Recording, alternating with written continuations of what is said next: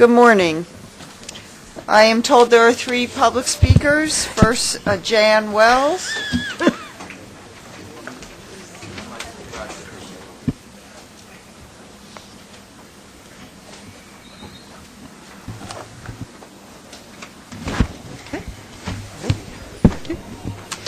Good morning. My name is Jan Wells. I'm the Associate Director of the Permanent Citizens Advisory Committee to the MTA. The PCAC was established by state legislature to serve as the coordinating organization of three rider councils created by the state in 1981. My comments today are directed to the proposed resolution put before you to terminate the lease and operating agreement between MTA Long Island Bus and the County of Nassau. This termination is the result of Nassau County's declared intention to transfer the provision of service to a private operator at the end of this year, 2011. We have expressed our concern both at the public hearing held March 23rd at Hofstra University and in writing to elected officials about the preservation of the current level of service that 100,000 riders using Long Island Bus and Able Ride paratransit so desperately depend on.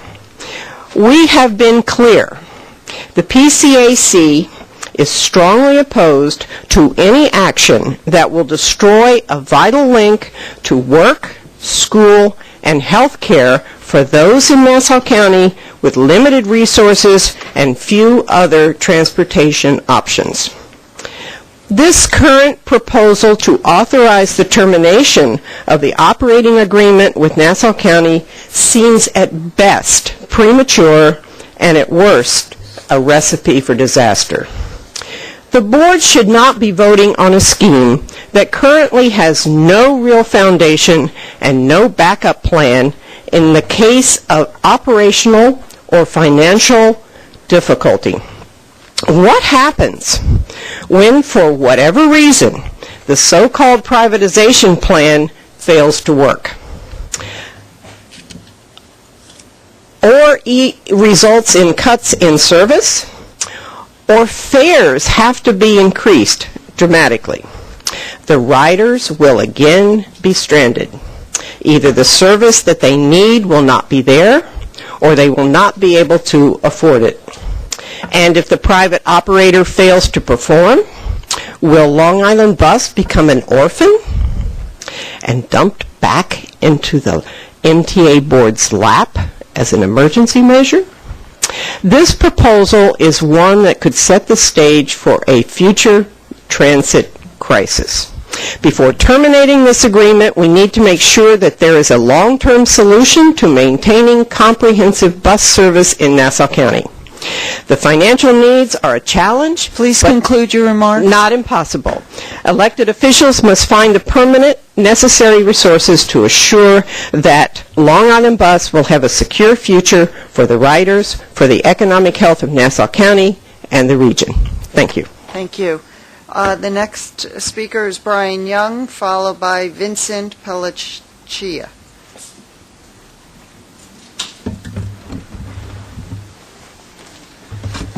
Hi, my name is Brian Young. I'm with New York Communities for Change. I'm the Long Island organizer. And I'm also a Long Island bus rider. I take the bus to get to work every day. And I'm here today to ask you to not vote on ending the contract with Nassau County to privatize the Long Island buses. We need to put more pressure on the county to help out the riders. As a bus rider, this plan will severely hurt my ability to get to and from work and to get around for the duties that work entails. As a young person on Long Island, it is almost impossible to afford gas anymore. Traffic will become insane. We need to make sure that our service on Long Island, which is good already, is held up. If we privatize these buses, we can't guarantee what the service is. So we're here today to ask you to please do not vote to terminate this contract with the county.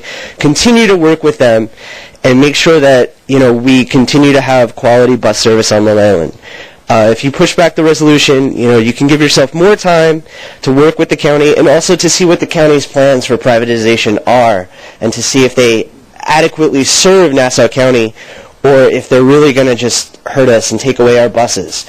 We can't have these cuts, come back down to hurt the youth, the middle and low-income people, and our disabled. On Long Island, we have a ton of people who take the paratransit to get to, hospitals and stuff to get their kidney dialysis.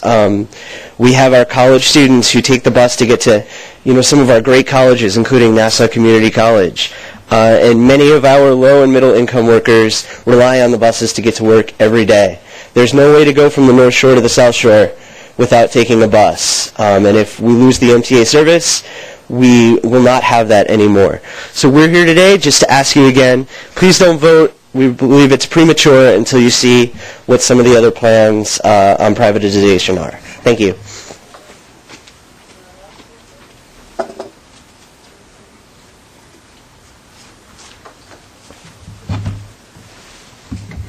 Good morning.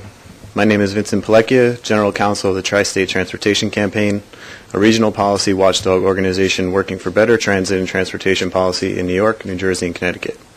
While we are thankful that New York State Senate has given Long Island bus and Able Ride users and workers a reprieve in 2011 with $8.6 million in funding, we urge the MTA to postpone action on Long Island bus's operating and lease agreement today at the full April board meeting. While Nassau County has gotten a bargain basement deal from the MTA over the years, a deal that no other suburban county enjoys, we believe ceasing the agreement at this time is short-sighted. The MTA needs only 60 days' notice to end its relationship with Nassau County, and ending this agreement now would be particularly premature given the lack of information available to the public about the county's plans to privatize Long Island Bus. Nassau County has not selected a vendor, detailed likely level of service or fare rates, outlined the cost to Nassau County residents for providing the service, nor explained environmental and economic impacts of its privatization proposal. County Executive Mangano needs to get serious about the transportation crisis facing his constituents and come back to the table and work out a fair deal with the MTA. At the same time, the MTA should stand up for riders and not take action on Long Island Bus's operating agreement until more is known about the county's plans. Thank you. Okay, first I'd like a motion to approve the minutes from the March 21st meeting. Okay, all in favor, aye. Next, we're going to have to change the schedule a little bit. One of our board members has a train to catch for another appointment. So we will begin with procurements on page 45. And John, do you want to chat about those? There are 5 procurement actions totaling $4.3 million in proposed expenditures for approval this month. This includes 2 non-competitive procurements, 1 competitive procurement action, and 2 ratifications. I would like to highlight 2 of the actions. 1 non-competitive procurement, detailed in the staff summary on page 54, is for the purchase of 30 accessible vehicles for test and evaluation in New York City Transit paratransit service. As discussed last month, this vehicle is the first purpose-built vehicle for both ambulatory and mobility-impaired passengers to meet ADA guidelines. The price received for these vehicles is either better or the same as the other municipal agencies which have ordered significantly larger quantities. Also of note in the ratification section on page 56 is the extension of the contract term for the continued test and evaluation of the bus lane enforcement system, utilizing onboard camera equipment to issue summonses to violators of SBS bus lane traffic regulations. I ask the committee's approval of the 5 procurement actions. Any questions? Just a quick comment on the MV sales. I know last month I had questioned whether we should be buying 30 of these and at this dollar amount, and I was very conflicted since I think it's very important for us to start moving towards smaller vehicles rather than buying the large vans. I know we've tried very hard to negotiate the price down, and I can appreciate us going back again, but we're sort of faced with 2 choices. And I think it's better for the board and better for the organization to move forward with this and to try these cars out because overall it will be cheaper for us to use vehicles such as these rather than buying the big vans, and it'll be better for the organization overall. I just want to thank you guys for your efforts to try to negotiate this down as much as you can. In the end, I think this will ultimately drive a lot of savings to the paratransit program, and I got to look more at the bigger picture than at this individual contract. So, thanks. Thank you, Jeff. Any other comments? Okay. Oh, Question. sorry. I'm sorry, on the bus lane enforcement issue.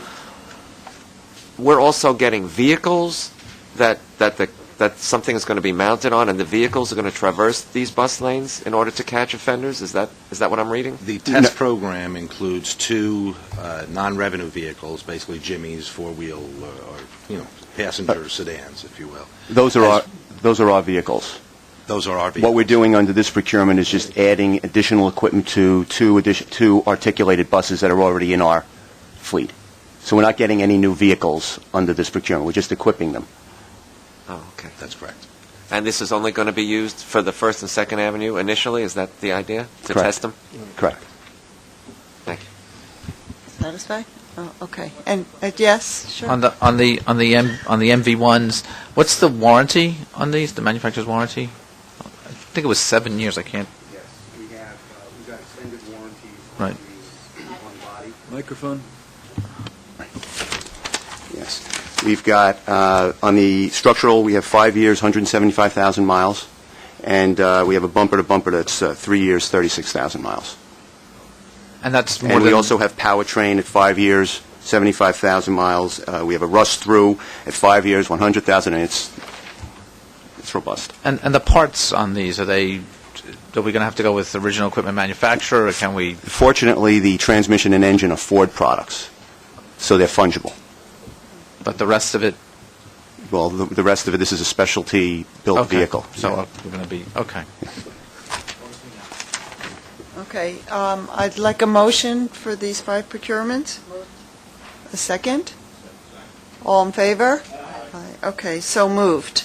The next item that we need to vote on is an action item detailed on page 135, and that is the resolution to approve the termination of the lease and operating agreement with Nassau County for operating Long Island bus service.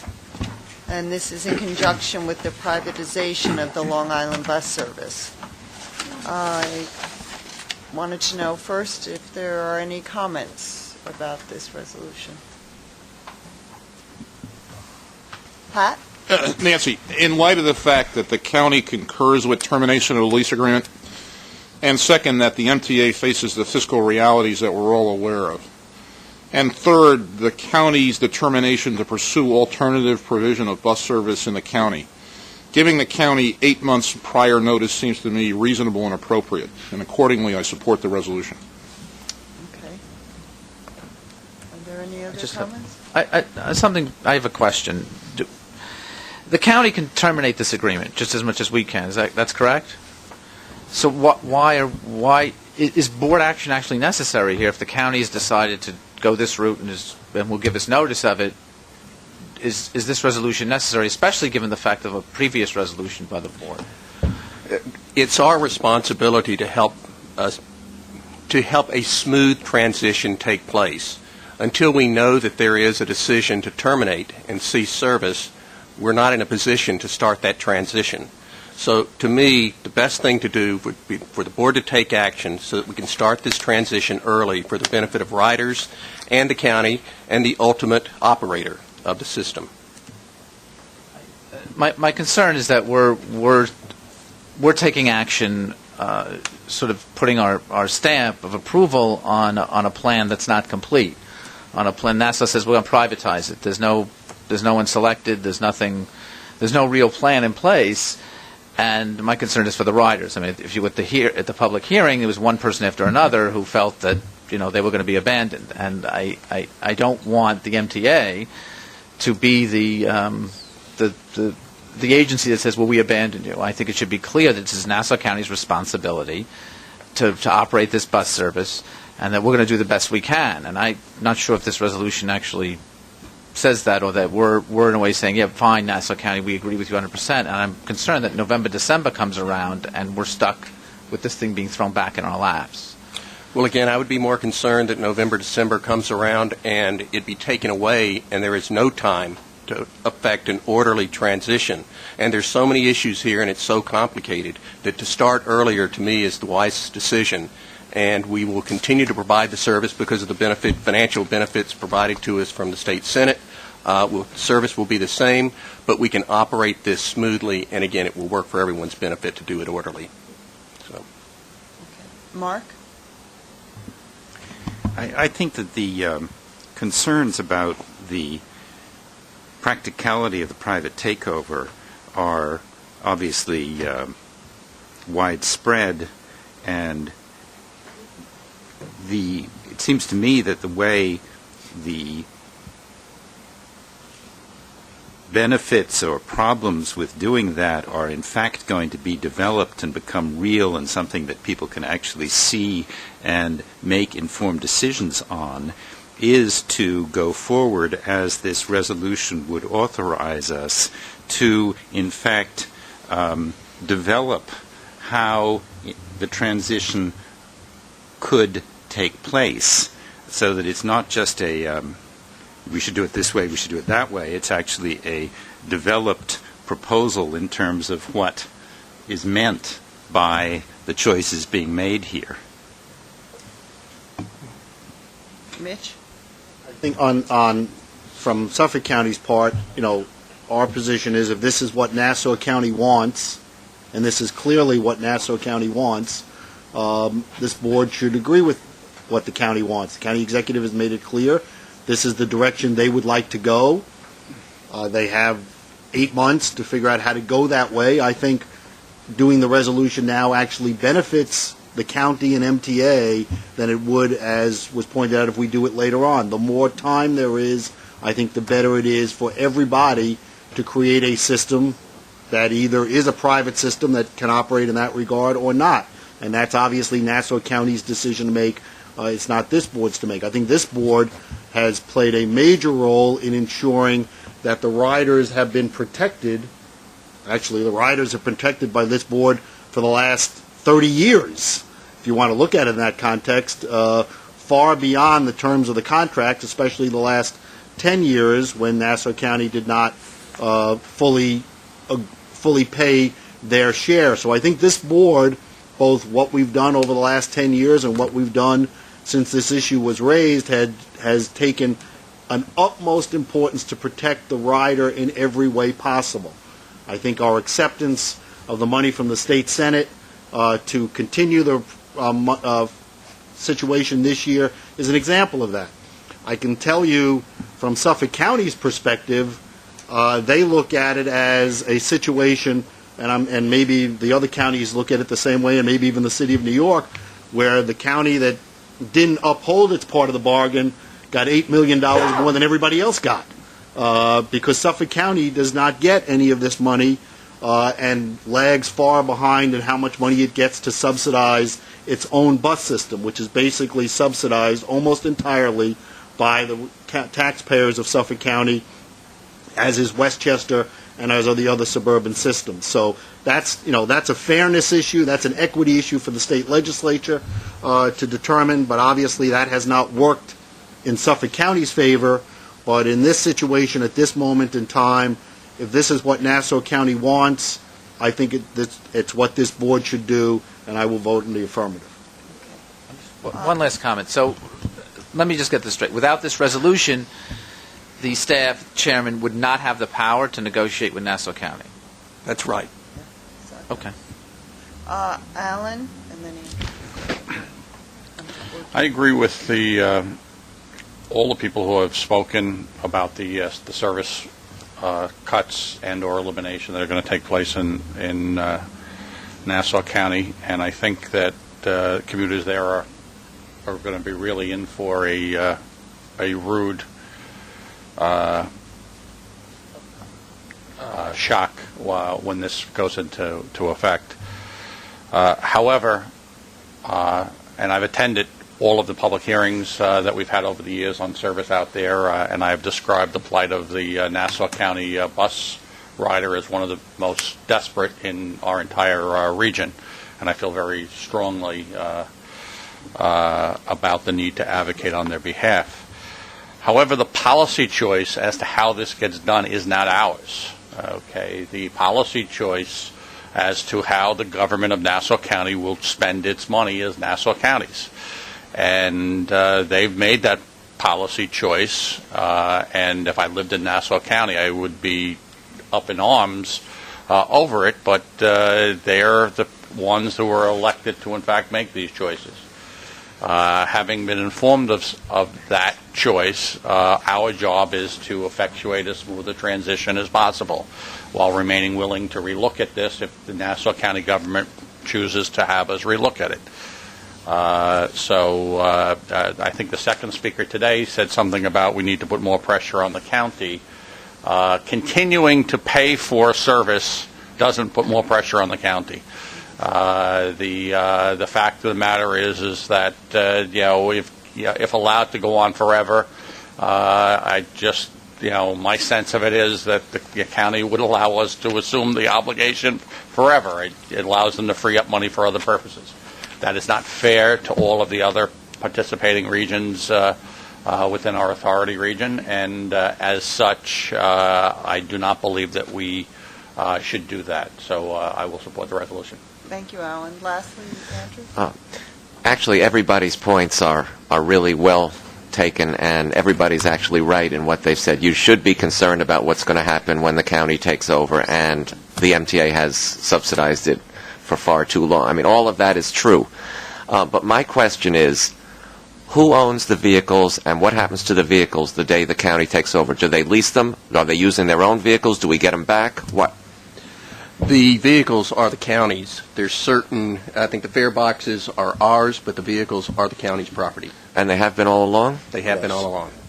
So wouldn't it have, like other contractors, like the accessoride providers we have here, why is MTA's name on the buses? Why doesn't it say County of Nassau and then operated by MTA, for instance?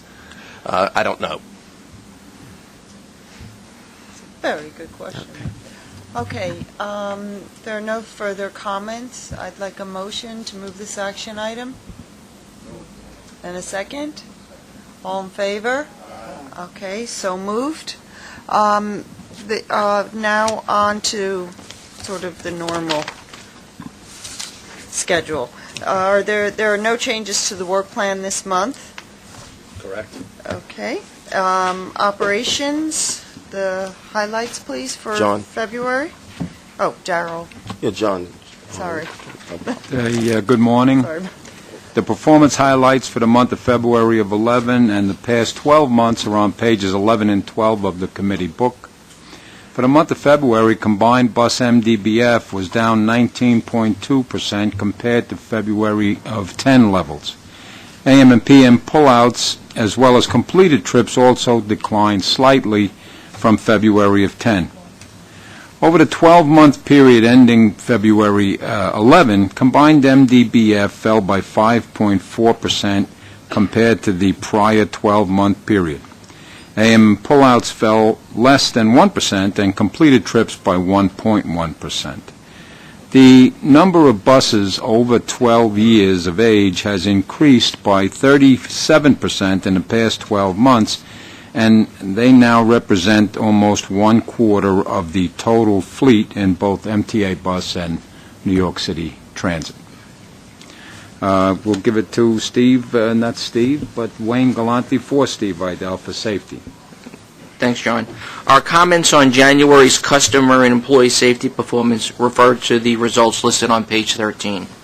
I will begin by reporting that as we had reported at the March meeting, the positive movement that had been realized in collisions was significantly impacted by the December and January winter storms. With regard to our evolving trends, the 12-month rate for combined bus collisions per million miles traveled across the 3 bus units is 9.6% worse as of January, and this directly correlates to the winter storm's impact and the disproportionate weight of the month of January 2011 on the overall trend. Our preliminary review of February data clearly shows a reversal away from January's trending, and this is due in large part to the uneventful weather impact in February 2011 versus the 2010 February inclement weather challenges. As we see it, the data for the upcoming February 2011 period will normalize to show that on a regional basis, the combined bus entities experienced a reduction in total collision incidents.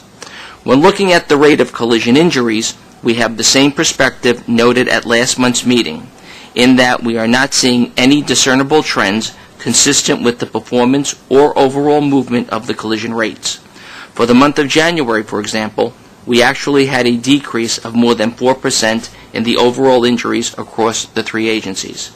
Most significantly, as we reported at last month's meeting, and as it directly relates to this safety indicator, the PTSB is continuing to delve farther into their investigation of the phenomena of the substantial number of initial collision injuries reported at accidents being inconsistent with the forensic evidence at the collision scene and subsequent claim filed or pursued for damages.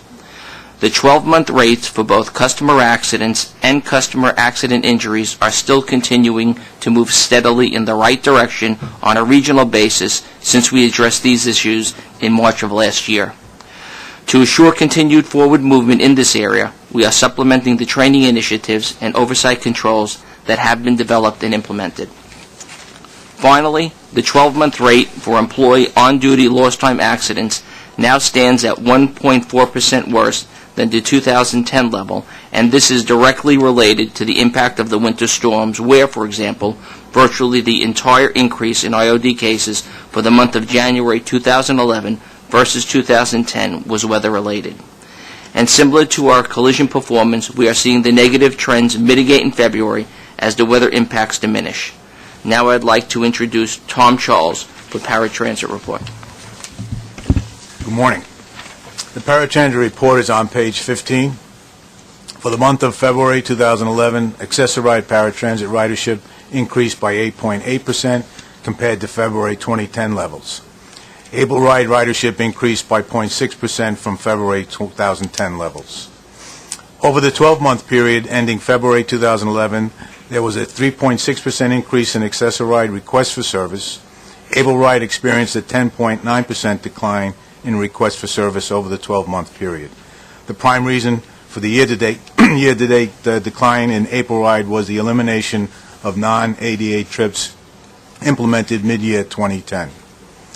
Favorable no-show trends were seen in the month of February as Access-a-Ride and Able Ride passenger no-shows declined by 18.2% and 42.4% respectively. Now I'd like to provide a brief update on the taxi card pilot program.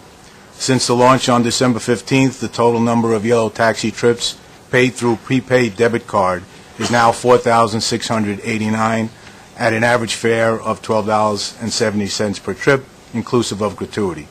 We continue to increase our outreach and expect a further increase in participants and trips as warmer weather approaches. Now John Killahan will present the financial and procurement reports. I'll begin with the ridership report on page 14 of the committee book. For the month of February 2011, weekday ridership was up 0.3% from February 2010 levels for the three bus agencies, despite a 0.3% decrease for New York City Transit Bus. For the month of February, MTA Bus was up 2.9% and Long Island Bus was up by 4.7%. Positive growth on the weekends was seen at Long Island Bus, as February 2011 data reflected an increase of 5.2%.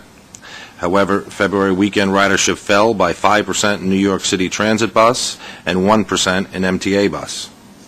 Express bus ridership on weekdays rose at New York City Transit and MTA Bus by 1.9 and 2.5% respectively in the month of February.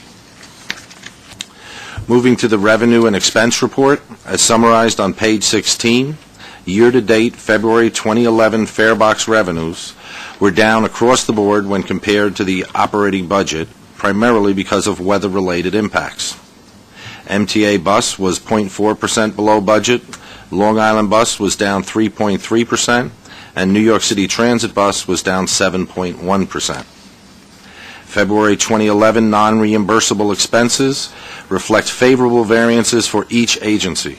MTA Bus, Long Island Bus, and New York City Transit Bus are all below 2011 budget levels, by $5.4, $2.2, and $18.6 million respectively. This concludes the finance report, and I will give the floor to Norm Silverman for this month's service changes.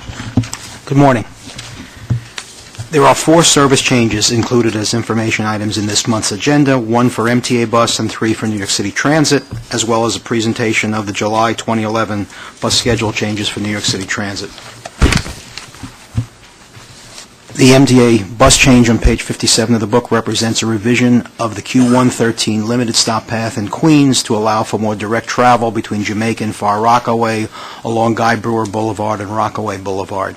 The service change will allow for faster service for passengers traveling longer distances on the 113 limited route and will result in a small operating savings. Continued experience has shown that faster service on other similar longer distance travel corridors results in ridership growth. The first New York City Transit bus change on page 62 involves a shortening of the M50 49 50th Street crosstown route at the eastern end from East 41st Street and 1st Avenue to East 49th Street, and a restoration of weekend service on this route. M50 weekend service was originally discontinued as part of the June 2010 service reduction package. The shortening of the existing M50 route will provide sufficient operating savings, which will be reinvested to restore weekend service and is therefore net cost neutral. The second NYCT recommendation is to incrementally improve the frequency on the X22. This is being done to address overcrowding on some trips primarily caused by the December 2010 suspension of the Atlantic Express route AE7, which served the same area as the X22 as well as the Outer Bridge Park and Ride lot. In addition, at no additional cost, it is recommended to implement peak period express bus service between the Outer Bridge Park and Ride lot and Midtown Manhattan by rerouting some X22 trips that currently operate to and from Tottenville. The third and final NYCT recommendation is to reinstate X37, X38 weekday peak period service. Again, as part of the 2010 service reduction program, the X37-38 was discontinued, but customers were subjected to overcrowded trips and extended travel times. To address these problems, in late summer 2010, selected downtown X27 and X28 trips were extended to Midtown, and in January 2011, the revision to that, the X27B and X28B, were established to bypass downtown, this time via West Street. However, the loading imbalances and traffic delays have persisted, so it is recommended to reestablish the X37 and 38 to offer faster express service between Southwest Brooklyn and Midtown Manhattan via the FDR Drive. Finally, the agenda includes on page 75 a total of 30 bus schedule changes on 20 NYCT bus routes that have been identified for implementation in July 2011, and the net impact of these changes will save $0.4 million on an annual recurring basis. Judy McLean, seated to my left, and I are prepared to answer any questions the committee may have on the 4 specific service changes and the July 2011 set of bus schedule revisions for NYCT bus. Any questions?